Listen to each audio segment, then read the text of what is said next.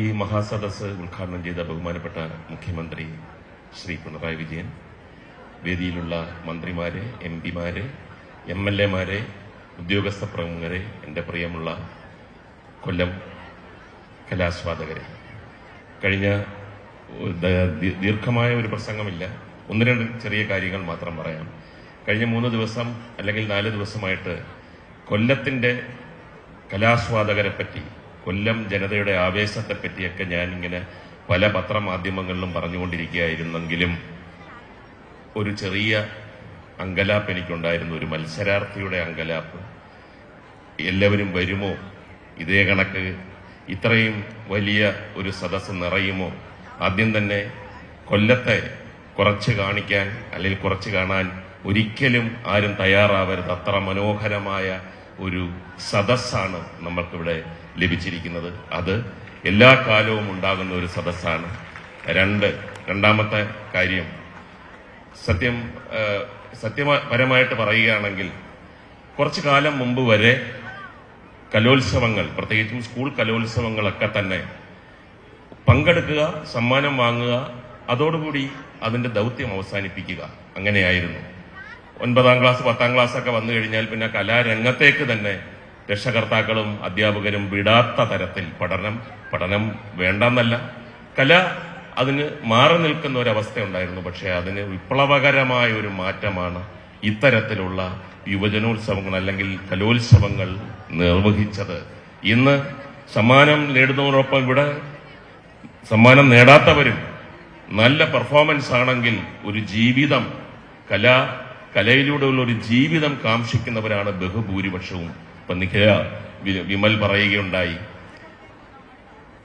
നിഖിലയും ഒരു മത്സരാർത്ഥിയായിരുന്നു. അതിനർത്ഥം പല കലാകാരന്മാരും കലാകാരികളുമെല്ലാം ഈ സ്കൂൾ യുവജനോത്സവത്തിലൂടെ ഒരു ജീവിതം കെട്ടിപ്പടുക്കാൻ അല്ലെങ്കിൽ കലയിൽ ആ തരത്തിൽ വരാൻ ആഗ്രഹിക്കുന്നവരാണ്.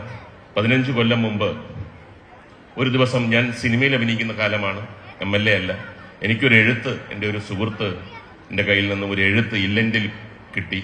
ആ എഴുത്തിനകത്ത് എഴുതിയിരുന്നത്, എൻ്റെ മകനും ഭാര്യയും കൊല്ലത്തേക്ക് വരുന്നുണ്ട്, മകൻ ഒരു മത്സരത്തിൽ പങ്കെടുക്കാൻ വേണ്ടി, സ്കൂൾ യുവജനോത്സവത്തിൽ പങ്കെടുക്കാൻ വേണ്ടിയാണ് വരുന്നത്, അവിടെ ഉണ്ടെങ്കിൽ അതിൻ്റെ കാര്യങ്ങളൊക്കെ ഒന്ന് നോക്കണം. ആ സുഹൃത്തിനും ഞാൻ മറുപടി കൊടുത്തു, ഞാൻ നോക്കിക്കൊള്ളാം. ഇവിടെ അവരുടെ താമസവും എല്ലാ കാര്യങ്ങളും റെഡിയാക്കി. ആ കുട്ടി മത്സരത്തിൽ പങ്കെടുത്തു, സമ്മാനവും ലഭിച്ചു. എഴുത്തെഴുതിയ ആളുടെ പേര് ശ്രീനിവാസൻ, വന്ന് മത്സരിച്ച ആളുടെ പേര് വിനീത് ശ്രീനിവാസൻ. അപ്പോൾ അത്തരത്തിലുള്ള പ്രതിഭകളെ വാർത്തെടുക്കുന്ന ഒരു മേളയായി മാറുന്നു സ്കൂൾ കലോത്സവം. അതുകൊണ്ട് തന്നെ സംഘാടക സമിതിയിൽ സജീവമായി ഉള്ളപ്പോഴും ഒക്കെ ഞാൻ എല്ലാവരോടും പറയുന്നത്, ഒരു കാരണവശാലും നമ്മൾ കുട്ടികളുടെ പെർഫോമൻസിനെ ബാധിക്കുന്ന ഒരു കാര്യവും നമ്മൾ ഉണ്ടാക്കരുത്.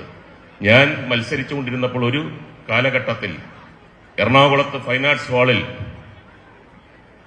രാവിലെ 8 മണിക്ക് തുടങ്ങിയ മത്സരം പിറ്റേ ദിവസം 4 മണിക്കാണ് തീർന്നത്. അതൊരു കാര്യം. രണ്ടാമത്, പാരലൽ കോളേജിലെ കുട്ടികൾക്കും ഇതിനകത്ത് പങ്കെടുക്കണം എന്ന് പറഞ്ഞിട്ടൊരു സമരം മറുവശത്ത്. പെർഫോമൻസ് നടത്താൻ വേണ്ടി ഞാൻ ഉൾപ്പെടെയുള്ള ആൾക്കാർ വരുമ്പോൾ ഭയങ്കരമായ കോലാഹലമാണ്. ആ പ്രായത്തിൽ ഒരാൾക്ക് അതിനെ അതിജീവിച്ച് ഒരു പെർഫോമൻസ് നടത്താൻ പറ്റില്ല. അപ്പോൾ അത് വളരെ ശ്രദ്ധാപൂർവം, ഒരു ചെറിയ ഡിസ്റ്റർബൻസ് പോലും, ഇവിടെ ലൈറ്റ് ആൻഡ് സൗണ്ടിന്റെയും ഓഡിറ്റോറിയത്തിന്റെയൊക്കെ ഉദ്ഘാടനം നടത്തപ്പോൾ പോലും നമ്മൾ പറയുകയുണ്ടായി, ഒന്നിനും ഒരു ചെറിയ ഒരു കുഴപ്പം പെർഫോമൻസിനെ ബാധിക്കുന്നത് വരരുത്. പത്രമാധ്യമ സുഹൃത്തുക്കളോടൊപ്പം തന്നെ നിങ്ങളോടും പറയുന്നു, ഇവിടെ ലൈവാണ്. സിനിമയും നാടകവുമായിട്ടുള്ള പ്രധാന വ്യത്യാസം എന്താണെന്ന് ചോദിച്ചു കഴിഞ്ഞാൽ, സിനിമയിൽ ഒരു പ്രാവശ്യം അഭിനയിച്ചാൽ പിന്നെ മാറ്റാൻ പറ്റില്ല. എന്നാൽ പെർഫോമിംഗ് എന്ന് പറഞ്ഞ് സ്റ്റേജിൽ വന്ന് ആ പെർഫോമൻസ് തുടങ്ങുമ്പോൾ നിങ്ങളുടെ പ്രോത്സാഹനമുണ്ടെങ്കിൽ അയാൾ വണ്ടേഴ്സ് കാണിക്കും. ആ പകുതി വഴി വെച്ചിട്ട് ഞാൻ ചെയ്യുന്നത് ശരിയാണ്, ജനങ്ങളുടെ ഹൃദയത്തിലേക്കാണ് ഞാൻ എന്റെ പെർഫോമൻസ് കൊണ്ടുപോകുന്നതെന്നൊരു തോന്നൽ വന്നു കഴിഞ്ഞാൽ ആ മത്സരാർത്ഥി ഡെഫിനറ്റായിട്ടും ഉയർത്തെഴുന്നേൽക്കും. അപ്പോൾ അങ്ങനെയുള്ള വലിയ ഉത്തരവാദിത്തം കൊല്ലം കലാസ്വാദകരുടെ മുമ്പിൽ വെച്ചുകൊണ്ട് ഇതിന് എല്ലാവിധ വിജയങ്ങളും ആശംസിച്ചുകൊണ്ട് നന്ദി, നമസ്കാരം.